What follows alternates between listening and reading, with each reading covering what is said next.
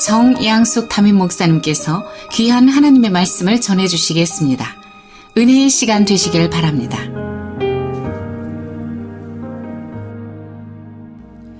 로마서 15장 1절부터 이 7절까지의 말씀으로 큰 믿음의 사람이 됩시다 라는 제목을 가지고 함께 묵상할 때에 각 여러분들이 큰 힘을 얻고 또한 소망을 갖는 은혜가 이 시간 충만히 있으시기를 간절히 바랍니다. 오늘 본문 말씀은 인종과 이 국경을 초월하여서 저와 이 단결을 위해서 예수 믿는 성도들에게 주시는 구체적인 권면이라고 할 수 있겠습니다. 바울 사도는 본문 2절에서 우리 각 사람이 이웃을 기쁘게 하되 선을 이루고 덕을 세우도록 하라라고 지금 권고하고 있는데, 그 대상이 바로 믿음이 강한 자라는 이 사실입니다. 그러니까 믿음이 강한 자 그러면 나는 믿음이 약하는데 라고 끝내는 것이 아니라, 이미 예수를 좀 어느 정도 한 달 이상 된 사람들은 다 믿음이 강한 자라고 생각이 돼야 돼요. 마땅히 믿음이 약한 자의 약점을 이런 사람들은 감당하라라고 말합니다. 이 감당할 일이 무엇이냐면 이웃을 기쁘게 하는 것입니다. 감당하는 일이. 여러분, 이것은 누구라도 할 수 있는 일이겠죠. 예수 믿는 누구라도 할 수 있는 일이기 때문에 정말 믿음이 강한 자는, 그러니까 믿는 자는 이웃을 기쁘게 하는 것을 마땅히 여기면서 살아야 한다라는 말씀입니다. 그리고 바울이 말한 선을 이루고 덕을 세우라라는 것은 우리 성도들 안에는 이미 그리스도의 사랑과 은혜가 있기 때문입니다. 그러하기 때문에 그 받은 은혜, 이미 구원받은 그 은혜, 이 복음적인 봉사를 하라라는 것입니다. 그 봉사가 하는 일이 무엇이냐면 선을 이루고 덕을 세우는 일입니다. 이것이 이웃을 기쁘게 하는 일이라는 것이지요. 그러므로 4절에서는 무엇이든지 전에 기록된 바라는 말씀으로 이미 또 우리에게 정확하게 알 수 있도록 구약 성경에서 말하는 영적 교훈들은 결국 장래 소망과 연결되어 있다는 것을 우리 믿는 사람들로 하여금, 성도들로 하여금 알게 함으로써 이 소망은 기독교 역사의, 기독교 영성의 또한 핵심임을 밝히고 있습니다. 선을 행하고 덕을 세우고 이웃을 기뻐하는 것이 바로 기독교의 영성의 핵심이라는 것이지요. 하나님의 본질이 곧 소망이라는 것입니다. 사랑이라는 것이지요. 그래서 마지막 말씀을 마칠 때에는 13절에서는 소망의 하나님이 모든 기쁨과 평강을 믿음 안에서 너희에게 충만하게 하사 성령의 능력으로 소망이 넘치게 하시기를 원하노라 라고 하면서 축복으로 마치고 있습니다. 여러분, 이 말씀들을 다 보면 맞지요? 맞습니다. 이미 믿음을 가진 저와 여러분은 하나님이 나의 아버지가 되시니 소망이 출중한 사람들입니다. 이 소망이 여러분 자신 속에 날마다 흘러넘치기를 주님의 이름으로 축복합니다. 우리가 가진 소망은 무엇입니까? 세상이 말하고 있는 그런 소망을 말하는 것이 아닙니다. 메시아적 소망입니다. 자, 구약에서 예언되었던 그 메시아가 신약시대에 오셨지 않습니까? 그 신약시대에 왔을 때의 메시아를 바라보면서 어떤 사람들은 정치적 메시아로 봤습니다, 주로. 그러나 이 정치적 메시아를 말하고 있는 것이 아니라 소망에 의해서 우리의 삶을 영혼까지 이끌어갈 수 있는 성령이 공급하시는 힘을, 지금 힘이 우리에게 있다는 이 사실을 지금 말씀하고 있는 것입니다. 내일, 다음 달, 내년에는 나의 지금 하는 일을 통해서 성령 하나님께서 하늘의 뜻을 이 땅에 임하게 하실 것이라는 이 소망을 말하고 있는 것이지요. 그러니까 세상이 말하고 있는 소망과 차원적으로 다르다는 것을 여러분이 느끼실 것입니다. 그러하기에 하나님의 통치에 더욱 신실한 믿음으로 내 자신 스스로 말씀에 순종할 때에 많은 사람들이 하나님의 통치를 인정하게 된다는 것이에요. 하나님의 사랑이 무엇인지, 하나님이 가지고 오신 복음의 소망이 무엇인지, 복음 안에서 평안과 기쁨과 자유가 무엇인지 누리게 될 것이라는 말씀입니다. 우리와 동일하게 바울은 먼저 성도들이 담당해야 할 특별한 책임을 갖게 된 영적 이유를 설명하면서 이제 그 설명과 함께, 조금 전에 설명과 함께 이제 인내와 하나님의 위로에 하나님이 너희로 그리스도를 본받아서 서로 뜻이 같게 하여 주사 한 마음과 한 입으로 하나님께 영광을 돌리게 하려 하노라 라고 말씀하고 있습니다. 사랑하는 여러분, 믿음의 역사가 어떻게 해야 일어나는지에 대해서 이 로마 교회에 이런 내용의 지금 편지를 보낸 것이지요.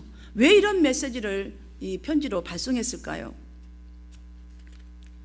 여러분, 그 당시 로마 교회 성도들 간에는 마찰이 일어났기 때문에 지금 이런 겉면의 편지를 보낸 것입니다.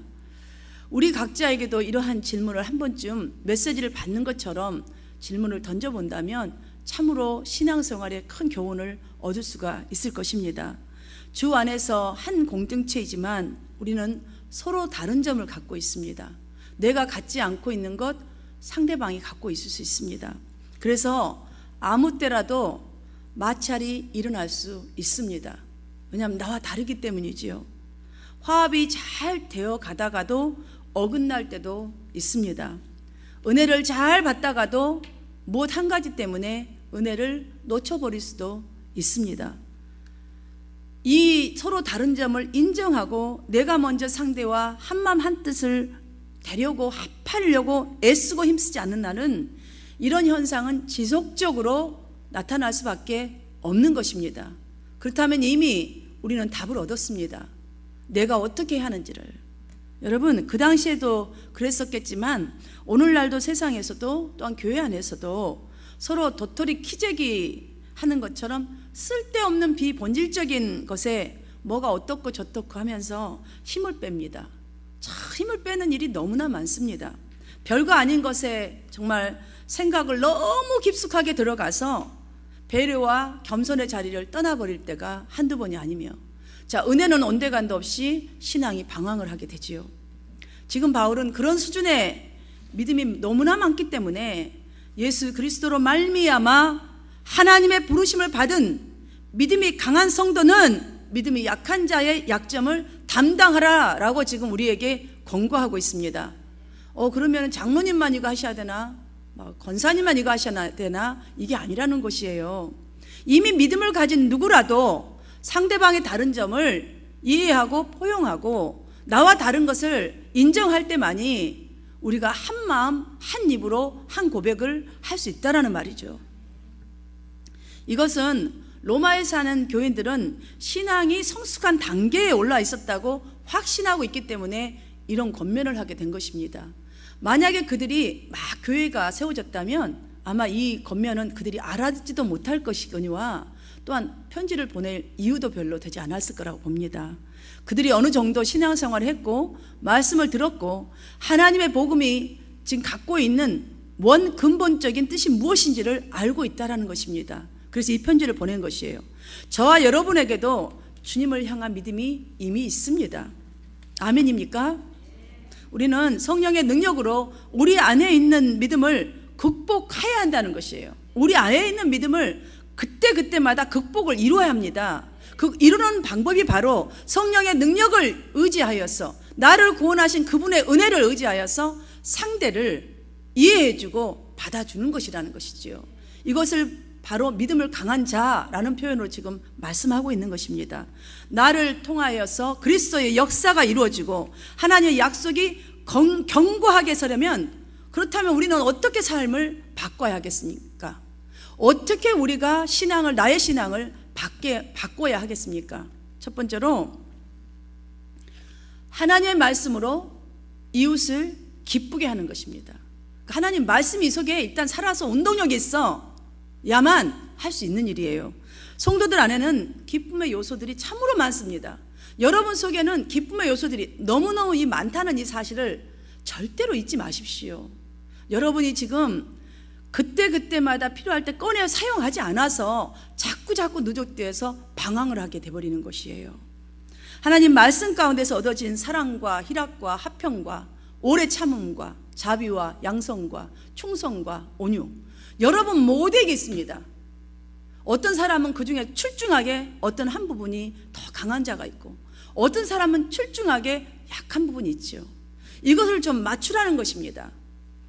갈 바를 알지 못하고 우리에게 있는 이 좋은 것들을 통해서 이웃에게 저들이 빤히 아는 세상의 위로가 아니라 빤히 아는 그런 정도의 행동이 아니라 섬김이 아니라 주님이 말씀하시는 것처럼 예수님께서 이 땅에서 하신 것처럼 가르침을 받는 것들로 이웃을 위로하고 기쁘게 해라 라는 말씀입니다. 이것이 바로 하나님의 말씀으로 이웃을 기쁘게 하는 일이지요. 여러분 각자의 믿음의 분량대로 섬기고 나누는 것이 더 이상 거침이 있어서는 아니 될 것입니다. 여러분 속에 너무나 좋은 것 많은데 여러분 그거에는 거침없이 사용하시기를 바랍니다. 기억하십시오. 세계가 주목하고 관심을 가지고 있는 우리는 뉴욕에 살고 있는 저와 여러분입니다. 대단한 사람들입니다. 하나님이 그 먼 한국 땅에서 여러분이 어렸을 때 태어날 때 미국 올 거란 상상이나 해봤겠어요?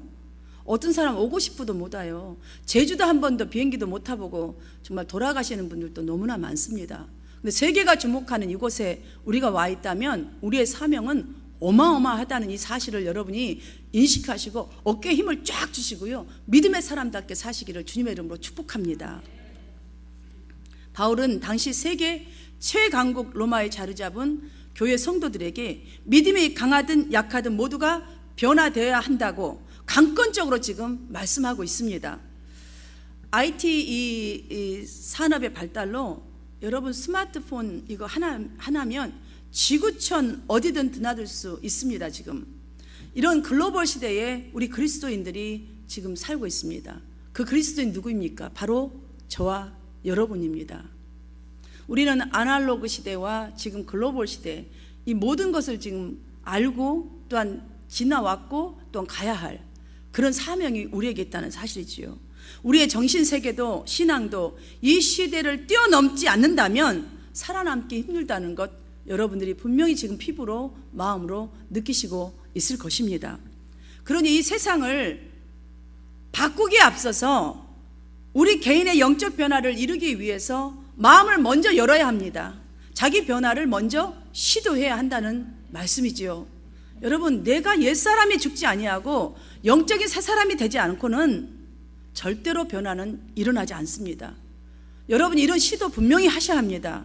이 시도를 이룰 때만이 연약한 자의 약점을 담당하는 넓고 깊은 주님의 마음이 여러분을 통해서 드러나게 될 것입니다. 이것이 바로 이 작은 자가 천을 이루고 약한 나라가 강국을 이룬다라는 뜻입니다. 여러분 한 분이 이렇게 변화를 이뤄야지 결국은 이 세계가 바뀌어지는 역사가 일어난다는 것이지요. 이것이 하나님의 말씀으로 이웃을 기쁘게 하는 것입니다.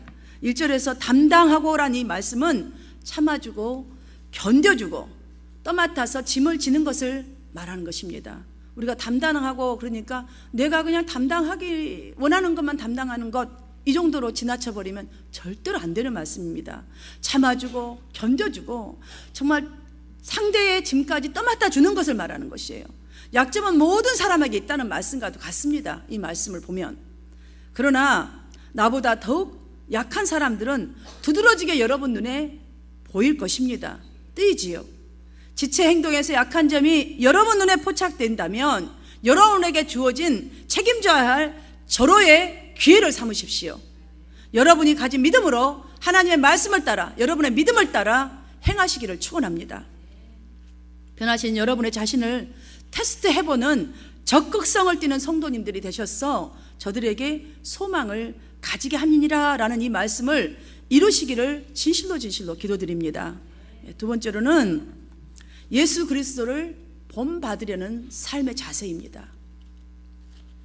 3절 말씀을 보면 그리스도께서는 자기를 기쁘시게 하지 아니하셨다라고 말씀하고 있습니다.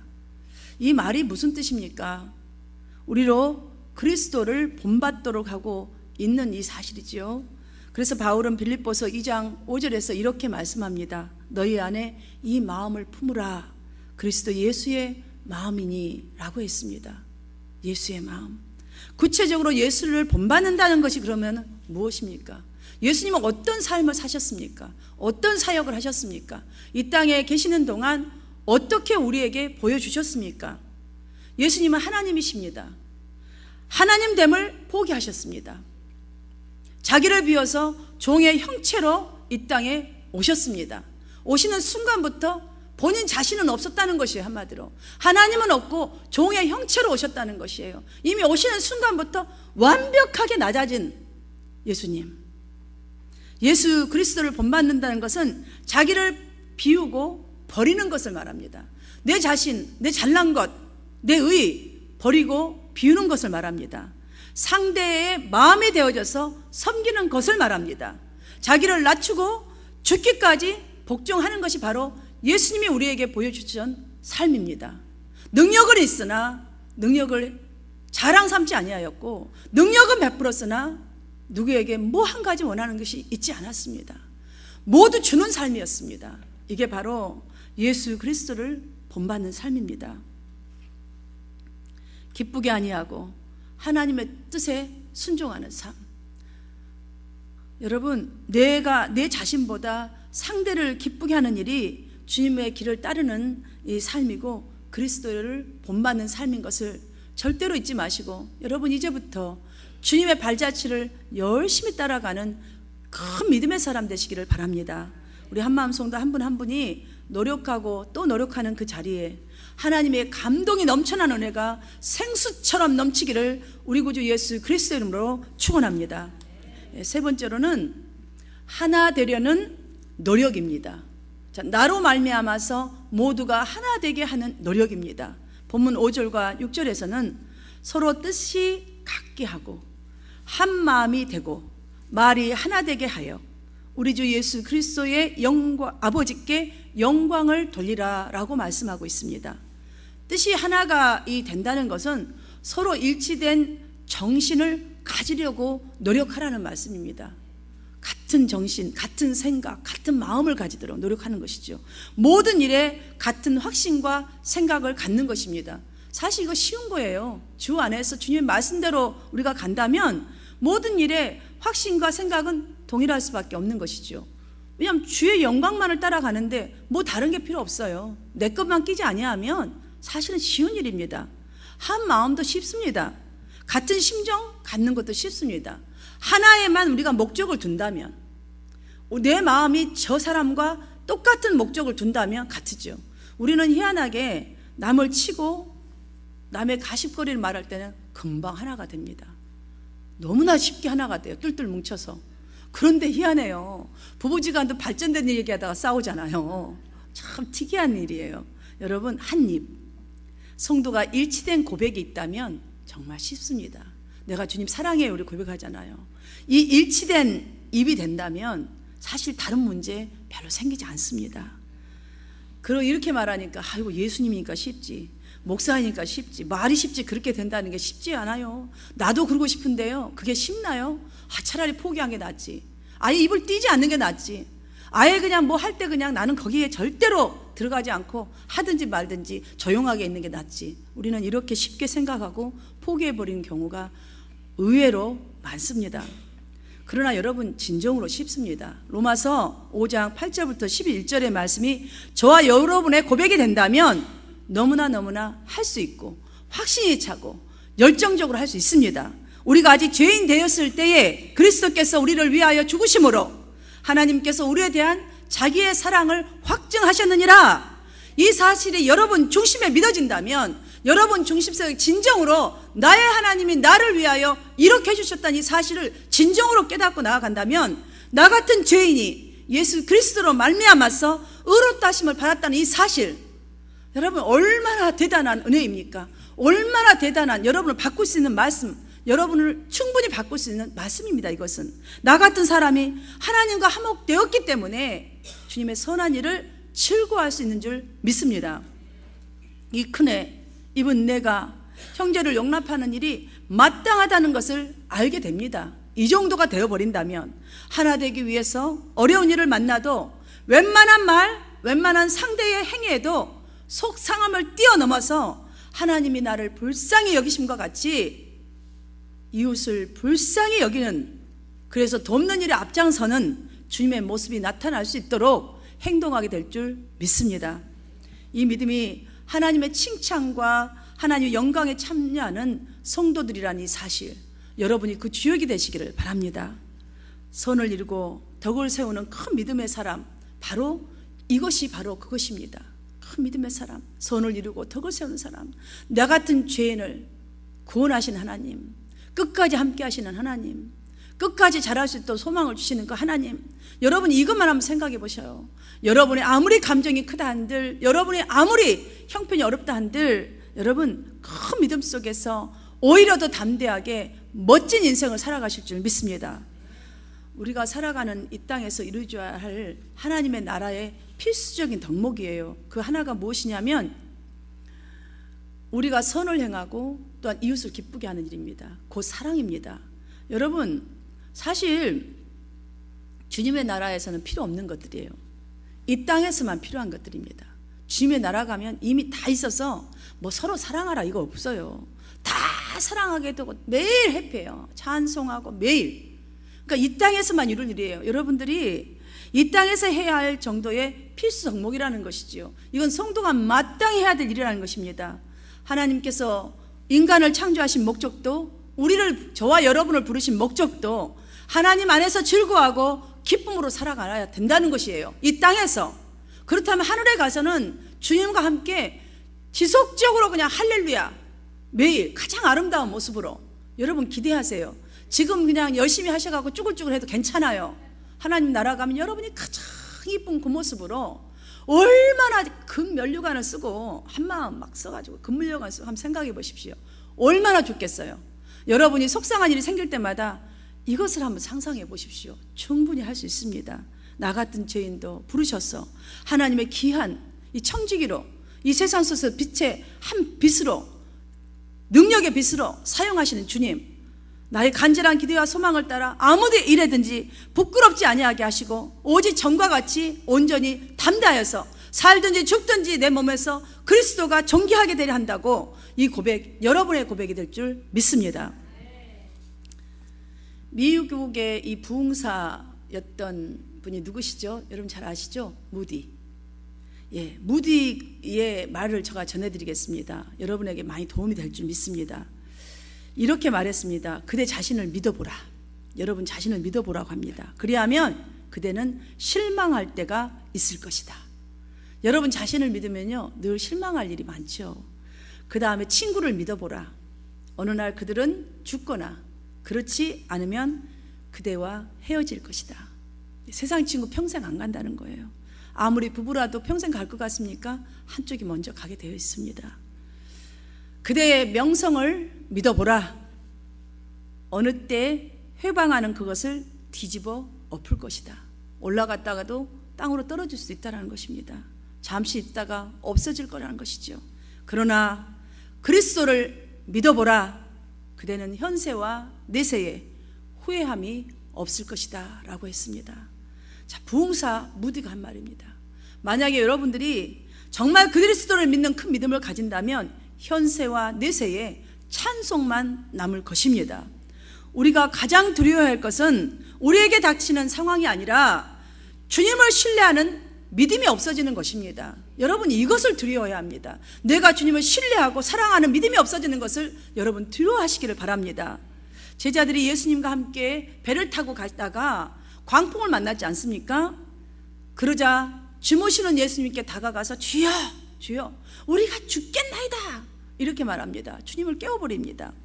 예수님께서 일어나셔서 물결을 꾸짖으시니 그쳐 잔잔하게 되었다고 하셨습니다. 그 다음에 예수님께서 제자들에게 이렇게 말씀하셨습니다. 무엇이었습니까? 너희 믿음이 어디 있느냐라고 물으셨습니다. 지금 주님과 우리도 함께 있습니다. 이 세상 언제 어느 때 광풍이 일어날지 모릅니다. 정말 우리의 믿음이 어디 있을까요? 주님이 함께 계시는데 주여 주여 죽겠나이다가 아니라 주님이 계시니까 나는 현세와 내세에 후회함이 없다는 이 큰 믿음이 있다면 지금 내가 원하는 것만 주님 주님 달라고 이런 기도하지 않을 거라고 봅니다. 오늘 본문에서 바울 사도는 우리에게 중요한 4가지 교훈을 주고 있습니다. 첫 번째로는 변화를 갖는 것입니다. 두 번째로는 감동을 주는 사람이 되라는 것입니다. 세 번째로는 소망을 좀 가지라는 거예요. 우리는 이미 내세에 대한 소망을, 영혼에 대한 소망을 다 갖고 있는 축복의 기업을 갖고 있는 자이기 때문에 소망을 갖는 것이에요. 네 번째로는 이제부터는 이것을 가졌다면 하나님께 영광이 되는 삶을 지금 말하고 있는 것입니다. 이 모든 것은 저와 여러분이 인내의 끈기를 가질 때에 변화를 이룰 수 있고, 이러한 삶을 가능케 하시는 성령의 능력을 의지할 때만 감동의 사람이 되어줄 수 있습니다. 변화의 사람 되어줄 수 있습니다. 소망의 사람도 되어줄 수 있습니다. 여러분의 소망도 이룰 것이며 하나님의 영광을 분명히 여러분을 통하여 드러내게 될 것입니다. 사랑하는 성도 여러분, 위로의 하나님이 그리스도께서 우리를 받아서 하나님께 영광을 돌리심과 같이 저와 여러분에게도 주님의 복음과 교회를 위하여 죽어도 좋다는 각오와 열정의 은혜를 이미 이 시간에 충분히 주신 줄 믿습니다. 이러한 큰 믿음의 사람이 되기 위해서, 하나님께 영광을 돌리는 거룩한 성도가 되기 위해서, 첫 번째로 하나님의 말씀을 따라서 이웃을 기쁘게 하는 일에 앞장서십시다. 두 번째로는 예수 그리스도를 본받는 삶을 위해서 열심을 내십시오. 그 길을 본받아서 걸어가십시오. 세 번째는 하나가 되려는데 여러분 스스로가 앞장서셔서 선을 이루고 덕을 세우시기를 간절히 바랍니다. 오늘 큰 믿음을 가지고 행하라 하셨지만 결론은 무엇입니까, 여러분? 먼저 우리로 성령의 능력을 힘입게 하고 있는 것입니다. 다음으로는 우리 각자가 하나님께 영광을 돌리는 멋진 신앙인의 삶을 이루라는 말씀입니다. 사랑하는 성도 여러분, 변화, 그리고 감동, 소망, 이 영광을 이루는 믿음을 추구하면서 복음의 표대를 향하여 달려가는 여러분에게 소망의 하나님이 모든 기쁨과 평강을 충만하게 여러분에게 하셔서 성령의 능력으로 여러분의 삶이 소망이 넘치게 하시기를 예수님 이름으로 축복합니다.